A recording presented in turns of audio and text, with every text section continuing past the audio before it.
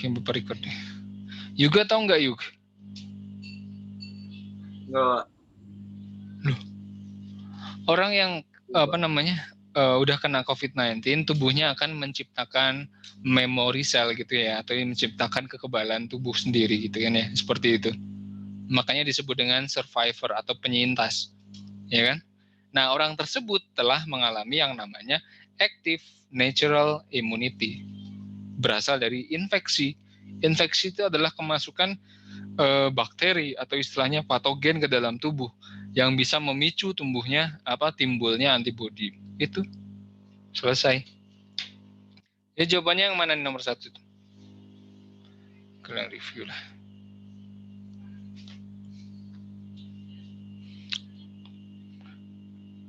Sok sambil cek masing-masing ya. Yang B. Ya, yang B ya, injection of, kan is not.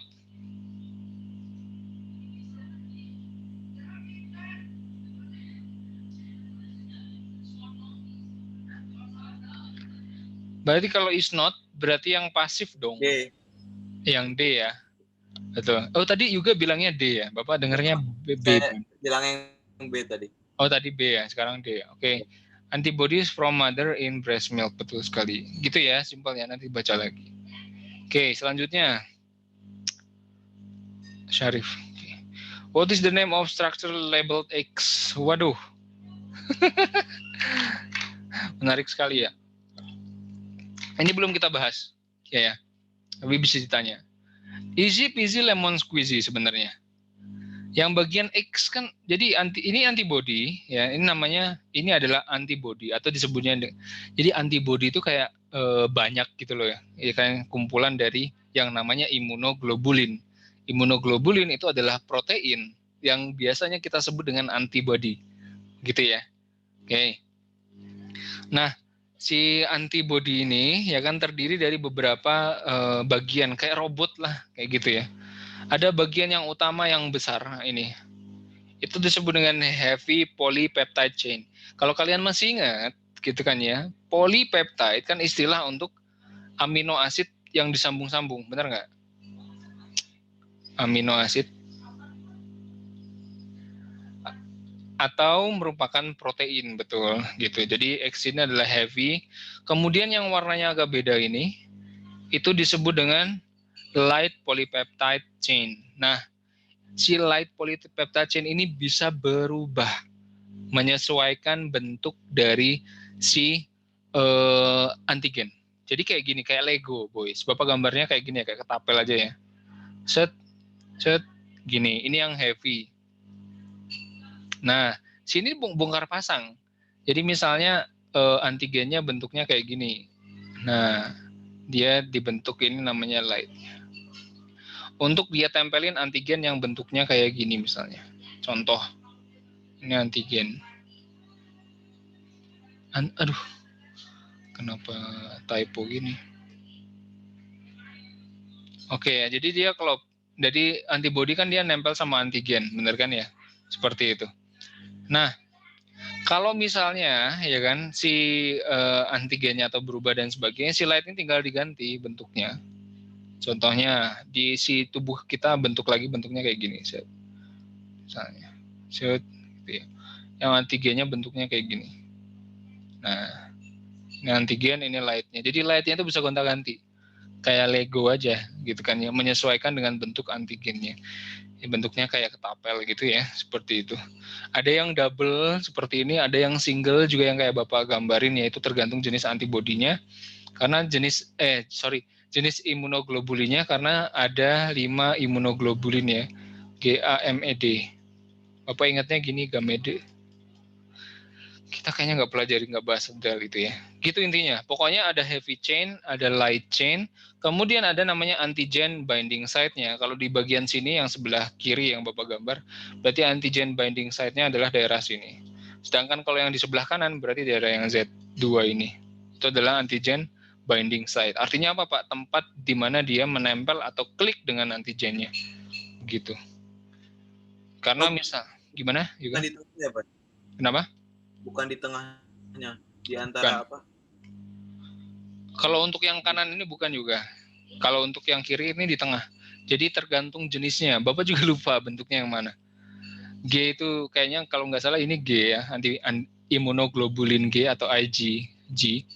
Kalau yang A, Bapak lupa. Kalau nggak salah yang ini yang E, yang kepalanya ada 2. Kayak cabang. Seperti itu, ada banyak ya.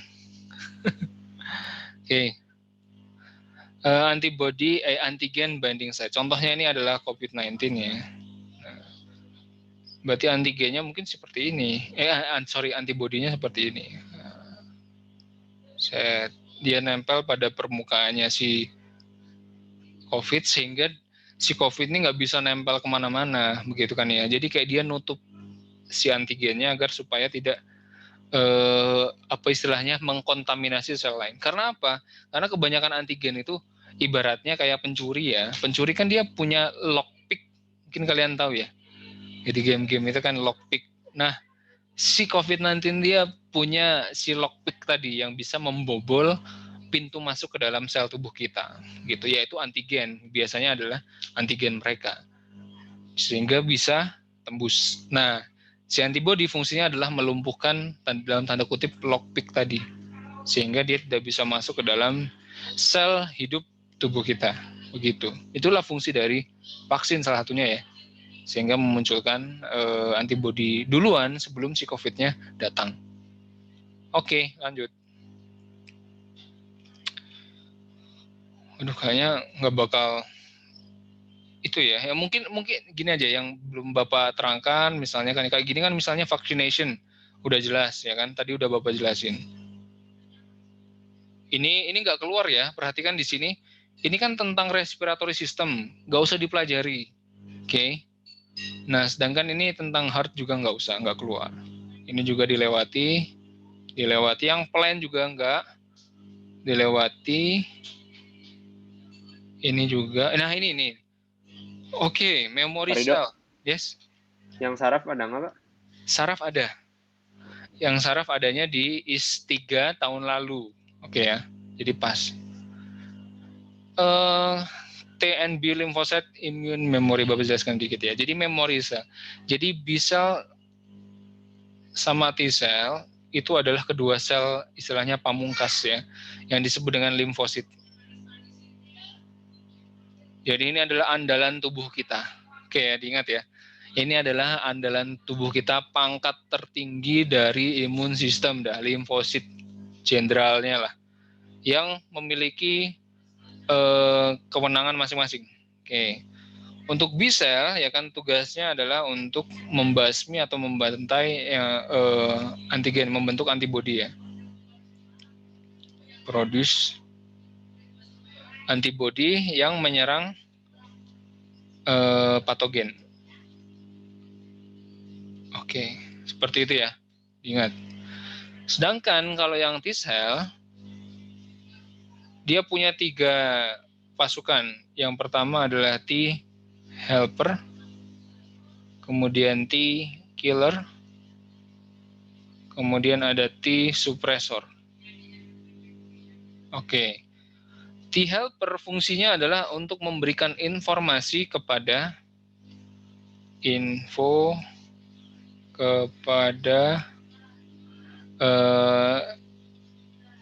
sel darah putih lain ya. Sel darah putih lain ya, gitu ya. Tapi sebelumnya kalian tahu ya, sel darah putih ini keluarganya ada banyak, ya nggak? Ada 2 jenis kan ya, fagosit. White blood cell dalam istilahnya immune system, immune system. Dari tadi Bapak typo ya. Immune system. Itu ada 2 jenis kan ya, yaitu limfosit sama fagosit. Oke. Pak, fagosit itu apa sih? Fagosit itu yang langsung memakan sel-sel tersebut ya, dimakanin pokoknya lah. Jadi melee attack dari jarak dekat. Misalnya. Contohnya adalah macrophage ya kan, macrophage. Kemudian ada neutrophil. Kemudian ada natural killer. atau NK cell.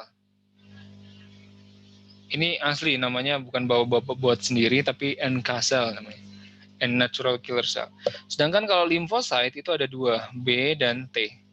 Kayak B lymphocyte atau T lymphocyte, yaitu yang sedang Bapak jelaskan sekarang. Oke. Jadi T helper akan menginformasikan WBC lain, khususnya adalah fagocyte, begitu. Paham ya? Jadi T helper ini fungsinya ngumpulin antigen, terus ngasih tahu, oh ini loh ada bahaya nih, atau istilahnya kita bisa bilang kayak intelnya gitu ya, T helper ini. Jadi ngumpulin informasi, ngasih tahu ini perlu, ini buronan, ini perlu dihancurkan dan seterusnya. T helper. T killer adalah untuk apa istilahnya, membunuh sel yang rusak. Contohnya adalah sel kanker atau sel yang infected cell. Gitu ya. Jadi misalnya nih ada sel tubuh kita nih udah terkontaminasi sama COVID-19. Terkontaminasi. Otomatis T killernya akan membunuh sel tersebut. Begitu, tanpa ampun. Paham ya? Jadi misalnya kayak zombie aja. Sel kayak zombie kan dari virus ya. Jadi orang hidup gitu terus kena gigit zombie, terus kemudian dia terinfeksi zombie, otomatis kan harus dibunuh, ya nggak sih? Karena kan with no cure gitu kan ya, contohnya di film zombie yang Alive, atau di Train to Busan, dan sebagainya, kayaknya nggak ada obat penyembuhnya deh. Kalau udah kena sekali itu kayak irreversible gitu kan ya. Jadi ya, T-killer adalah fungsinya itu, untuk membunuh sel sendiri yang error. Error di sini adalah menjadi kanker, atau menjadi pembelot ya, pemberontak, atau yang telah terinfeksi gitu kan ya, seperti itu. Terus kemudian T suppressor ada artinya dia menghentikan T killer. Oke, karena kalau misalnya diterusin T killer juga bisa ya kan, membunuh sel-sel yang masih sehat. Begitu. Karena ada istilahnya namanya autoimmunity disorder. Jadi si T killer ini ngebunuhin sel-sel yang sehat juga. Kayak itu ya, kayak siapa itu? Uchiha Itachi. Membunuh klannya sendiri. Ya. Gitu ya. Jadi keren ya. Jadi T suppressor fungsinya untuk menghentikan T killer. Kalau udah selesai udah cukup boy, cukup. Sepertinya sudah beres gitu kan ya. Kita sudah membunuh semua kanker, semua sel yang terinfeksi. Itu. Jadi T killer adalah menonaktifkan T killer. Karena T killer ini adalah mesin pembunuh yang akurat. Karena gini boy, karena kita tidak dipungkiri sel-sel kanker dalam tubuh kita itu ada. Kalian pun mungkin developing cancer cell ya dalam tubuh kalian. Tapi karena ada sel ini, sehingga selnya bisa terbunuh dengan mudah. Pak, kalau yang orang kena kanker gimana? Ya berarti sel kankernya itu sangat banyak, sehingga T killer selnya sudah tidak cukup. Udah occupied semua kan. Kerjaannya udah banyak, gak ada lagi nih. Udah muncul. Akhirnya jadilah kanker itu. Pak, Gitu. Yes. misalnya kita buat T suppressor sendiri gitu, artificial. Artificial ada juga, nanoteknologi kan. Dia bikin sel sendiri yang mirip seperti ini nih. Seperti sel-sel imun. Lu lagi coba deh, namanya nanoteknologi, keren deh. Kalau kalian dia nonton ya film-film yang sci-fi, contohnya yang baru itu adalah Space Sweeper. Kalau kalian nonton yang main yang orang film Korea, Space Sweeper. Itu makin nanoteknologi ya. Dorothy nggak nonton ya. Ya pokoknya gitulah. Jadi, yang B berarti apa? Hah? Ya? Yang B apa? Jawabannya? Nah. Speeds up immune response to new pathogen. Betul sekali. Oke ya. Jawabannya yang B.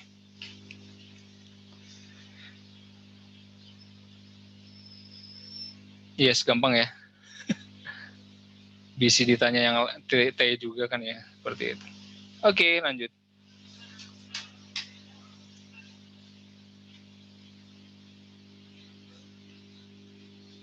Ini nggak keluar ya, blood limb nggak keluar. Ini juga fagositosis.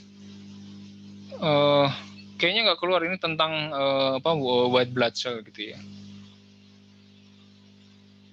Ini plan enggak. Ini disease, kolera, tuberculosis, and malaria transmitted. Ini perasaan kelas 10 ya. Oke deh, dibahas deh. Kolera itu masih ingat nggak lewat mana?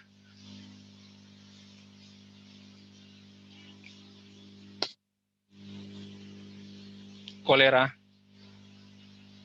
Air ya, Pak? Kenapa? Lewat air. Lewat air. Kan Bapak pernah nampilin videonya kalau nggak salah ya. Lewat air ya kolera. Diare. Kolera salah satu gejalanya diare. Tuberculosis ya airborne droplets. Tahu ya droplets gimana? Malaria jelas insek. Gampang banget nih soalnya, aduh. Nah, which cell will become memory cell in immune response? Yang mana nih? 1 dan 2. 1 dan 2, betul sekali. B dan T itu menjadi memori karena dia adalah sel pintar, smart cell. Bisa mendeteksi penyakit sebelumnya atau sel kanker yang sudah ada sebelumnya gitu ya. Jadi dia bisa tahu nih gerak-gerik yang sel yang akan menjadi kanker kayak gimana. Untuk T selnya ya T memory cell. Human has enggak. Ini juga enggak. COPD enggak ya. Nah ini, what of the following disease is eradicated by vaccination programs? Dengan vaksinasi. Yaitu smallpox ya.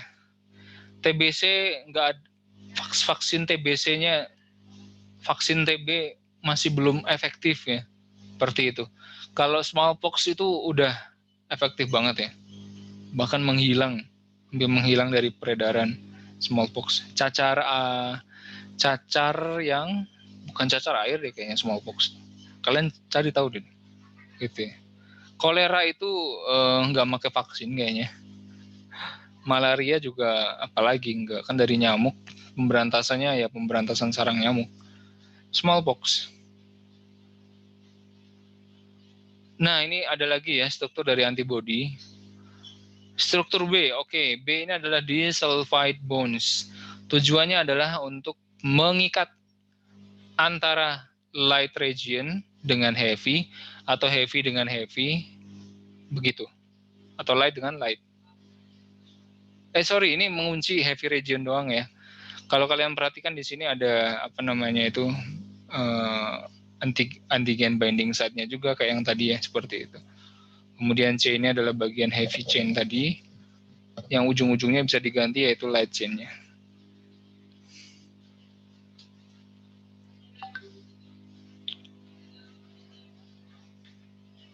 Ya jawabannya adalah A ya, main structure stability. Tanpa ada double disulfide, ini namanya disulfide bonds, sulfid, disulfid gitu kan ya, untuk menguatkan struktur dari antibody. Oke. Yang D ini nggak ada hubungannya karena di permukaan ini bukan disulfid bonds, tapi bonds yang lain seperti itu.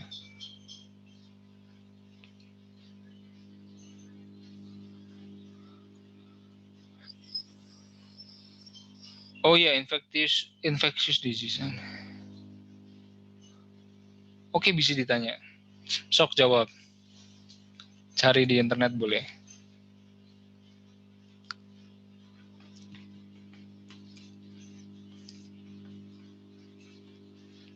Ada yang mau jawab?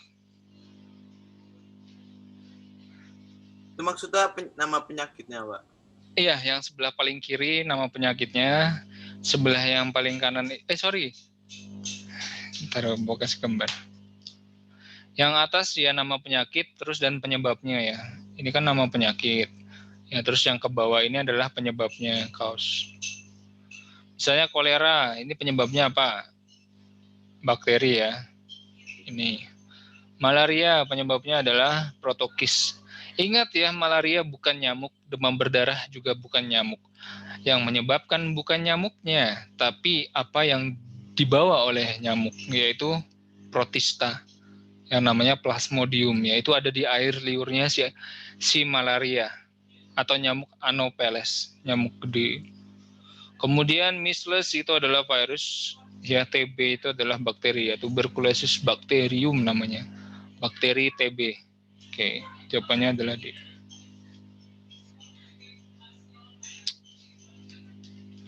Lanjut. Sepertinya selesai ya 30. Iya, pertanyaannya 30. Ada pertanyaan nggak, Boy? Ntar esainya apaan? Nanti coba cek di pointers ya bentar.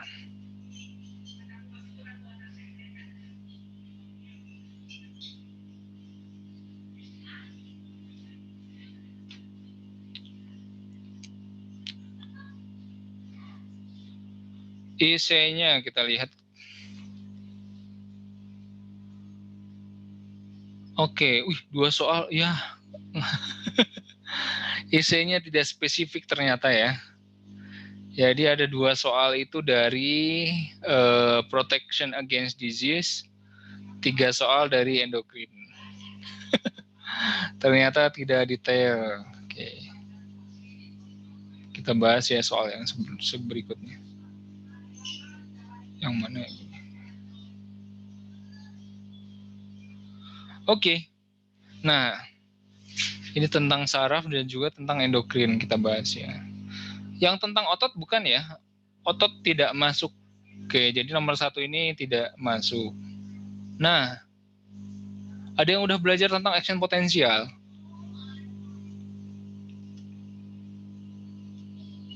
Ada belum?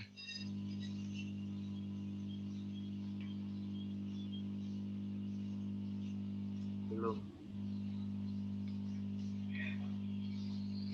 Oke. Syarif udah belajar, Rip? Kemarin di video ada. Yang transmisi itu ya Pak, apa di saraf itu. Di saraf ya. Oke deh, oke. Jadi ini namanya saraf ya. Saraf. Ujung-ujungnya ada banyak dan seterusnya ya. Oke, nah bagian-bagian dari saraf dulu. Oke, yang paling ujung adalah dendrit ya. Dendrit. Atau biasanya dia receiver ya, penerimanya. Kemudian yang bagian tengah ini adalah soma atau cell body. Jadi sel tubuhnya dari saraf, kayak bentuknya seperti ini. Terus kemudian sepanjang ini disebut dengan akson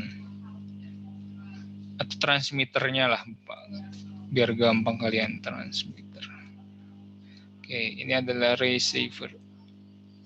Oke, kemudian yang bagian ujung ini adalah terminal branch gitu kan ya, of akson atau akson terminal pendeknya gitu kan. Ini sebenarnya koneksi untuk menyambungkan pada saraf selanjutnya seperti itu. Misalnya saraf selanjutnya ke bawah gitu kan ya, bisa, pencet. Oke, misalnya saraf selanjutnya adalah ke sini dan seterusnya. Terdapat koneksi. Oke, jadi yang kalian harus tahu dari saraf adalah urutan, gitu ya.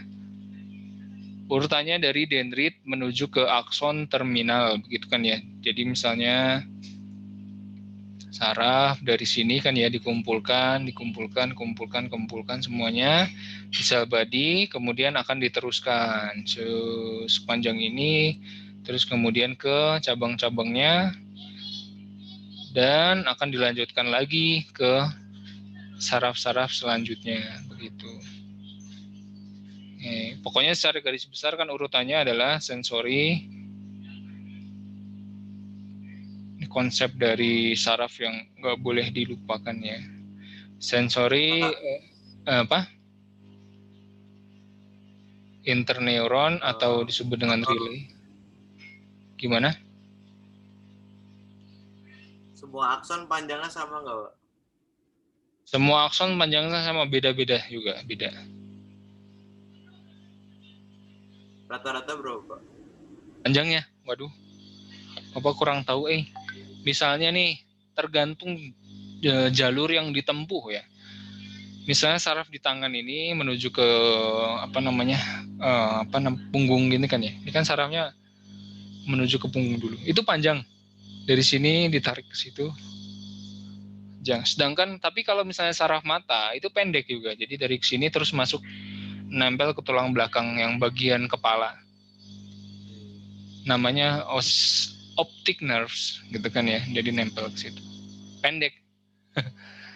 Tergantung lokasi sih. Yang dari kaki apalagi lebih panjang lagi, panjang-panjang gitu loh. Menyambung sampai ke atas. Dan saraf itu bisa dilihat juga. Oke ya, bukan kecil banget gitu. Ada kumpulan saraf kayak benang-benang. Nah, kalau nggak percaya cek lah. Tapi biasanya yang muncul nanti gambar-gambar yang mungkin itu ya, bedah-bedah gitu loh. Karena Bapak pernah membedah saraf ya, saraf kodok. Warnanya putih gitu, kalau ditarik kakinya gerak-gerak. Itu saraf. Oke. Saraf yang besar. Oke, lanjut lagi kembali ke sini. Nah, di sini kan Bapak sampaikan ya, ada syarat gitu kan ya, agar supaya ini namanya impuls. Agar supaya impuls ini dari dendrit ya kan, pas sudah ngumpul di sel body bisa lanjut ke akson. Nah, syarat ini disebut dengan threshold, benar nggak? Yang berupa aliran listrik. Bapak lupa besarannya berapa? Kalau nggak salah 15 milivolt. Tapi ntar Bapak cek lagi ya. Karena Bapak lupa. Oke. Cek lagi lah ya. Nah, setelah melalui syarat ini gitu kan ya, mereka akan mengalami 3 tahapan. Yang pertama adalah depolarisasi. Kemudian ada repolarization. Sorry, 2 tahapan ya. Yang diawali dengan namanya resting potential. Oke. Nah, Bapak jelaskan nih, apa itu resting potential, depolarisasi, sama repolarisasi. Kalau kita zoom ya, bagian sini, di zoom, gitu kan ya. Set. Ini permukaan akson ya, bayangkan. Permukaan akson di luarnya itu bermuatan positif. Oke. Jadi sini di luar itu muatannya positif. Yang di sini deh. Oke.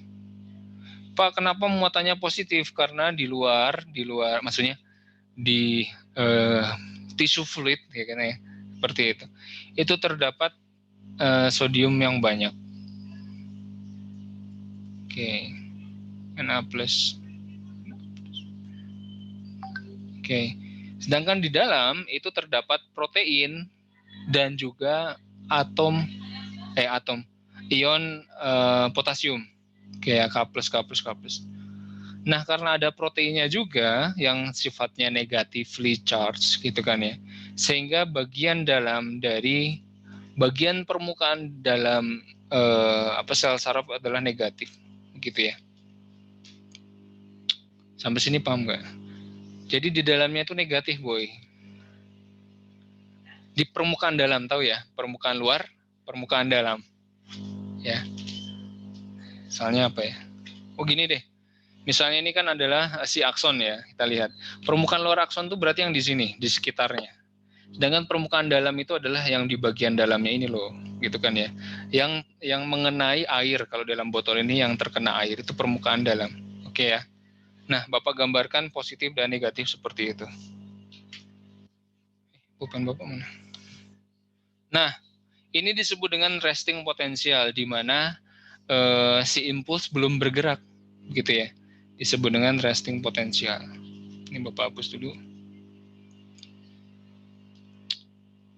Namanya resting potensial. Oke. Nah, resting potensial ini ya kan, ketika ada impuls yang melewati threshold atau mencapai, Bapak lupa 35 atau 15 milivolt, dia akan melakukan yang namanya depolarisasi, di mana pintu dari sodium ion akan terbuka, gitu ya. Jadi sodium ionnya masuk nih, gitu kan ya, masuk ke dalam Sodiumnya masuk ke dalam, ya kan, dari mana-mana masuk. Kalau masuk ke dalam otomatis di dalamnya udah ada udah ada sodium, udah ada potasium. Kalian bisa menebak ya apa yang terjadi di dalam, yaitu permukaan dalamnya sekarang giliran yang positif. Sedangkan yang di luar adalah cenderung negatif. Karena udah dibantu gitu kan ya. Ada sodium, ada potasium, bareng-bareng seperti itu. Sehingga di luarnya adalah negatif, yang di dalamnya adalah positif. Nah, positif negatif itu apa sih Pak? Aliran listriknya gitu, atau istilahnya pengkutupan. Kalian tahu ya, baterai, ini baterai ABC. Karena ada sumbu positif, ada negatif kan? Bener kan? Seperti itu. Jadi kalau aliran listrik kan dari mana nih? Positif ke negatif, bener kan? Seperti itu. Arusnya. Ya kan? Ya sama, positif negatif ini maksudnya adalah aliran muatan listriknya yang muncul. Oke, paham ya? Nah, sekarang yang di dalam positif. Karena sodiumnya masuk. Pak, kenapa sodiumnya masuk? Karena pintu sodium terbuka ketika ada impuls yang lewat. Oke, sebelumnya kan ketutup nih. Oke. Gimana ya, agak rumit ya dipahami ya. Ketika ini dilewati disebut dengan depolarisasi. Nah, depolarisasi ini diambil dari kata polarization, artinya pengkutupan. Jadi depolarisasi artinya perubahan kutub. Oke ya. Yang tadinya di luar, ini kan out, ya kan, ini in. Yang tadinya di luar positif sekarang jadi negatif, yang tadinya di dalam itu negatif sekarang menjadi positif. Gitu ya, dikarenakan sodiumnya banyak yang masuk.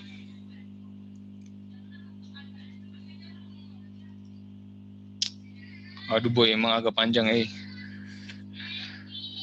Kayaknya pada paham gak nih boy? Nah, setelah melalui depolarisasi, artinya kalau depolarisasi, impulsnya bisa lewat, sedang lewat, gitu ya. Ingat ya, sodium channelnya tadi, atau pintu sodiumnya untuk masuk ke dalam hanya terbuka ketika ada impuls yang lewat.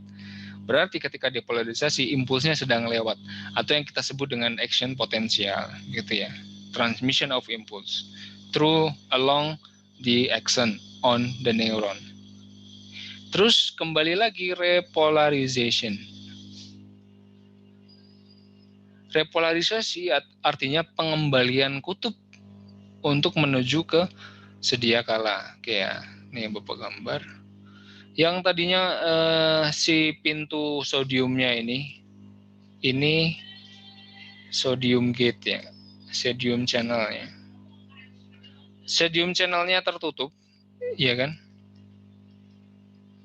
Oke, ini di permukaan itu. Potasiumnya giliran terbuka.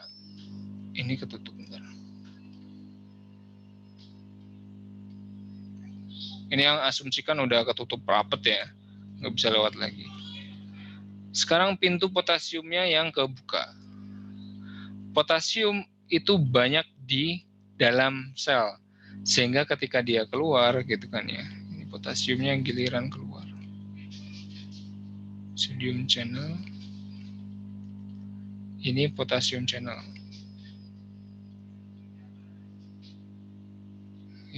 Sehingga dia menyebabkan permukaan di luar kembali positif. Ketika si impulsnya sudah lewat, sedangkan yang di dalam kembali negatif. Karena cuma ada sodium doang gitu kan, kurang kuat muatannya. Oke. Ini disebut dengan repolarization. Terus lama-kelamaan si potasium nanti akan kembali lagi ke dalam dan sodium akan kembali keluar melalui sodium potasium gated channel ya, seperti itu, yang mungkin nggak perlu Bapak jelaskan tentang detailnya. Pokoknya intinya bisa kembali lagi ke resting potensial gitu seterusnya. Paham ya? Dan ini berderet-deret. Maksudnya berderet-deret itu Bapak gambarin lagi. Oke.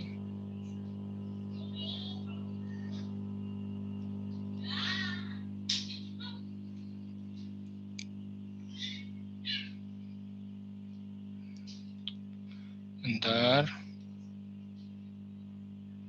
Oke, yang warna merah. Oke, misalnya seperti ini. Ketika udah ada di sini startnya ya. Nah, di sini berarti di sini masih di luarnya itu positif semua ya, positif semua. Terus di dalamnya itu adalah negatif. Ketika dilewatin sama si merah, gitu kan ya. Itu gonta-ganti gitu loh. Bentar. Gimana yang gambarinnya, Boy? Gini aja deh. Make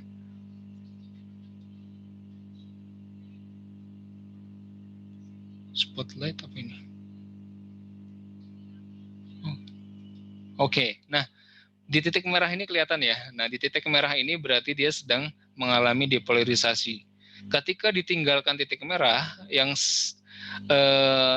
posisi akson sebelum dari titik merah ini akan mengalami repolarisasi, gitu ya, dan seterusnya. Ketika dia melewati ini, dia akan membuat dalamnya menjadi positif, di luarnya negatif, dan seterusnya, sehingga dia bisa tersalurkan. Begitu, dan seterusnya.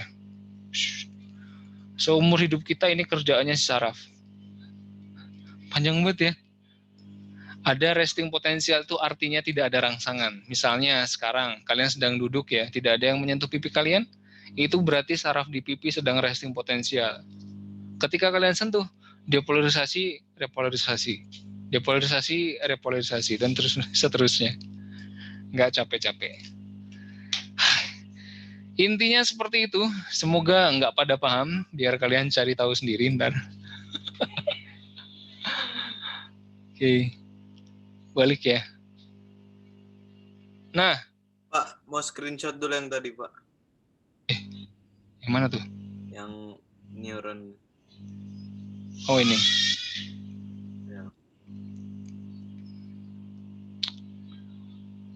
Boleh juga, boleh. Ya, Pak. Oke.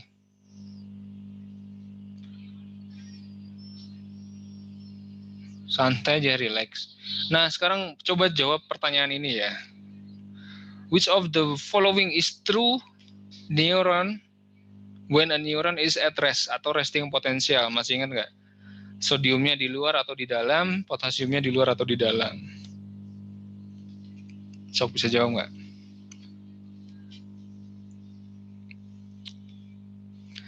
Resting potential berarti kondisi yang pertama.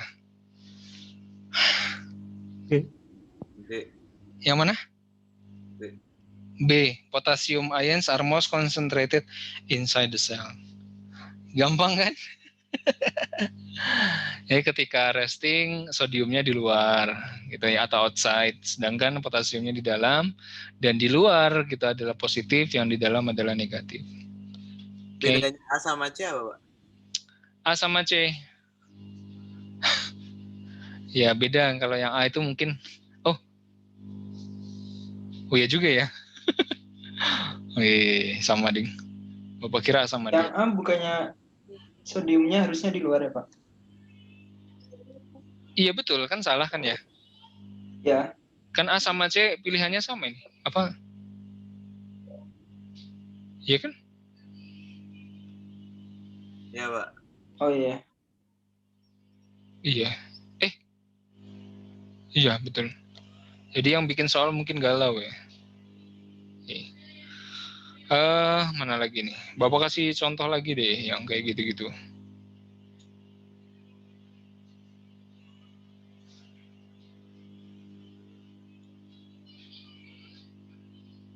Kok habis soalnya?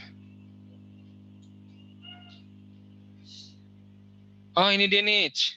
Hahaha. Itu nomor 15 enggak, Pak? Mana? Yang tadi di atas. Oh Bapak ini nih nunjukin yang masih action potensial. Oh. Oke, silakan. Polarized sama depolarized, hati-hati ya. Polarized itu memang kutub yang normalnya dia. Sedangkan kalau depolarized itu artinya kutub yang berkebalikan dengan normalnya dia. So, jawabannya yang mana?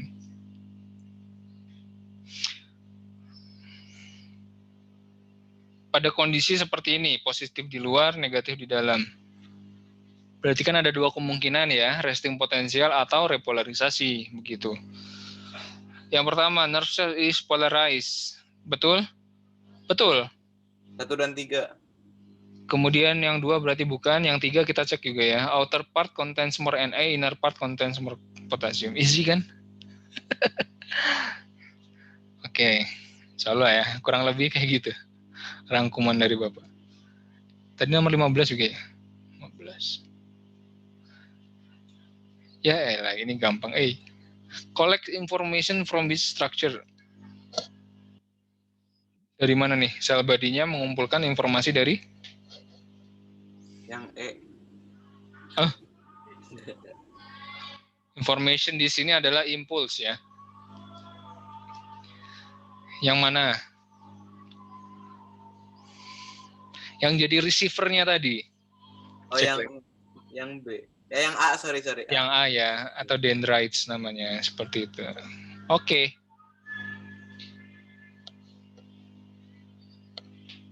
The concentration bukan.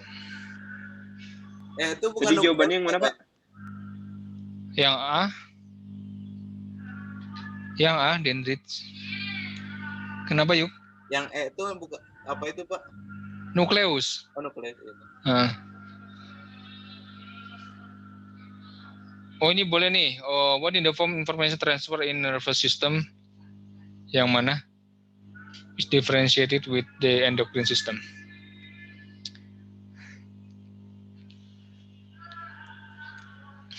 Yang B ya Pak.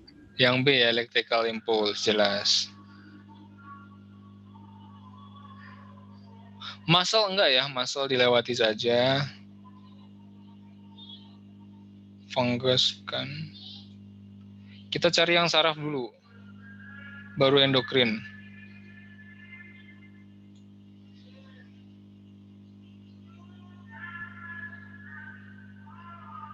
Oh, di sini nggak ada isi tentang saraf, Pokoknya saraf intinya itu aja sih. Oke. Sekarang endokrin ya, tentang hormon. Hormon itu memang banyak dan luas gitu kan ya, tapi ya coba kita bahas. Menstrual cycle enggak ya, menstruasi, reproduksi itu. Nah, ini which is true about endocrine system in contrast to nervous system. Cukup banyak perbedaannya ya.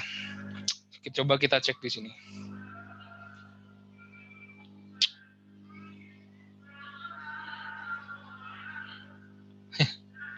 Jawabannya udah jelas ya, yang C. Kan? Hormones rather than neurons. Neurons juga bukan komparasi yang benar. Harusnya hormones rather than electrical impulse atau ya benar, electrical impulse maksudnya. Lanjut. Ini enggak ya. Ini oh boy, neuromuscular junction.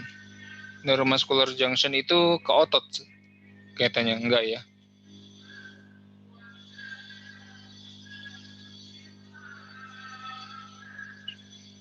Oke, ini glucose in the blood is controlled by negative feedback system ya.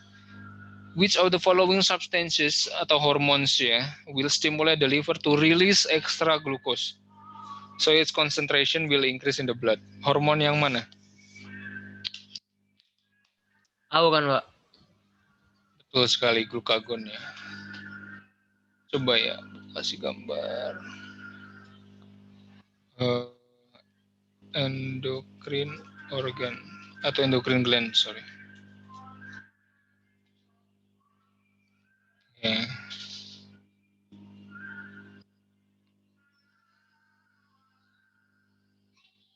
Oke, ini jelas ya.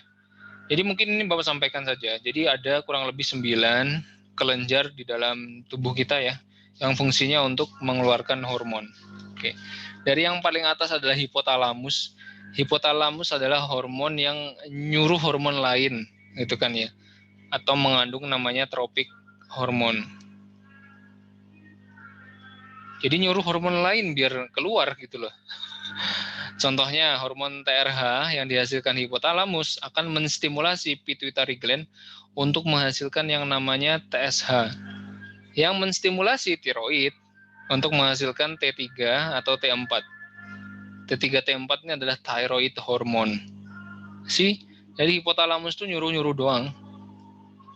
Oke, atau namanya trophic hormone. Oke. Lanjut, pituitary gland itu disebut dengan master gland karena cangkupannya itu lebih luas, dia usaha sendiri, nyuruh juga, usaha sendiri juga, gitu ya. Pituitary gland itu menghasilkan banyak sekali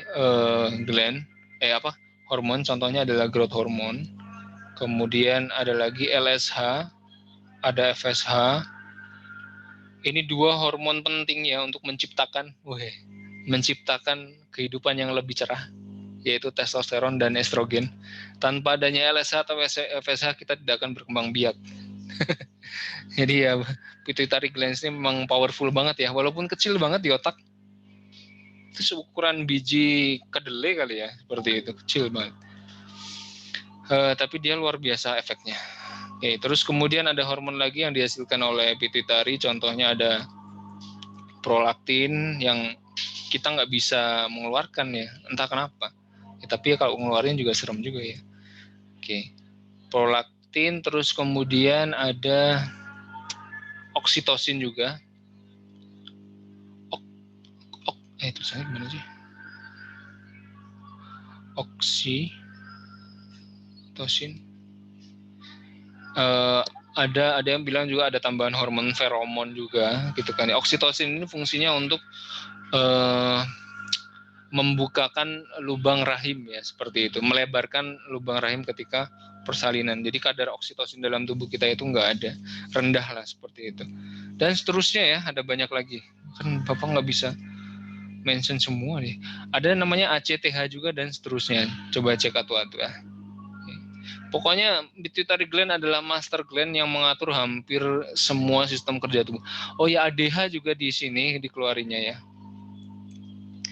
ADH kan ya, prolaktin, ADH. ADH ini kontrol, ini penting juga nih, kontrol water level, body water level ya. Kalau misalnya tubuh kita kekurangan air, berarti ADH-nya banyak, sehingga air dari dalam tubuh kita itu tidak terbuang. Sedangkan kalau air sedang sedikit gitu kan ya, ADH-nya juga akan airnya terlalu banyak dalam tubuh kita, ADH-nya akan sedikit sehingga air terbuang melalui urin atau keringat dan seterusnya. Oke, lanjut ke bawahnya ya. Thyroid gland ini hormonnya ada 3 sebenarnya, T3, T4. Dua fungsi sama. Kenapa? Ini screen-nya Bapak masih ke pause. Masa sih? Iya, ini masih di soal.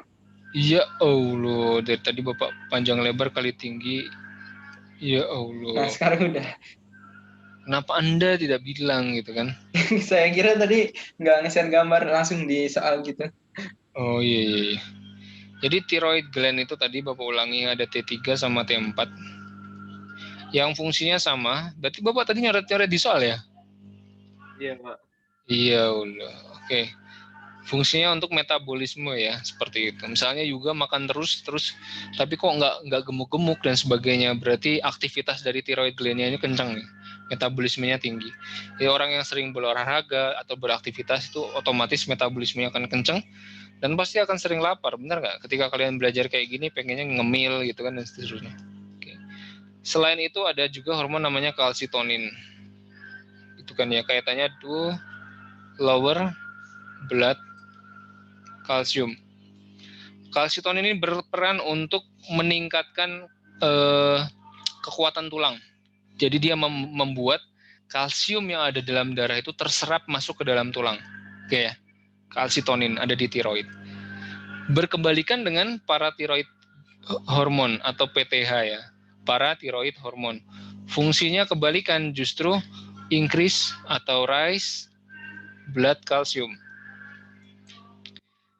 Jadi kalsium yang ada di dalam tulang ini diambil sama PTH. Makanya orang-orang yang terkena osteoporosis, kemungkinan aktivitas dari paratiroid hormonnya itu tinggi. Begitu. Karena tubuh kan perlu kalsium. Untuk menggerakkan otot, itu kalsium. Untuk melakukan apa istilahnya action potensial juga butuh kalsium ya yang ada di otot. Karena kita belum belajar sampai sana, tapi intinya kalsium itu sangat penting ya, selain untuk mengokohkan tulang, fungsi di otot untuk pergerakan tubuh atau body coordination itu kepake kalsium. Jadi penting banget. Jadi orang yang terkena osteoporosis berarti gini, kalau orang osteoporosis asupan masuk kalsiumnya kan sedikit, sehingga yang ada di dalam darah kan terbatas kalsiumnya. Sedangkan tubuh ini butuh kalsium gitu kan ya, otomatis dia akan ngambil dari tulang, bener nggak?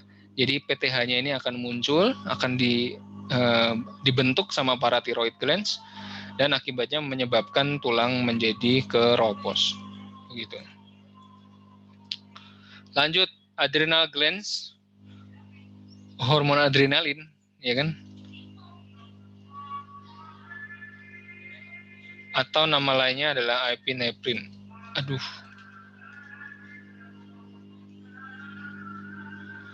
Ya, tahulah ya, adrenalin itu untuk fight or flight. Fight or flight.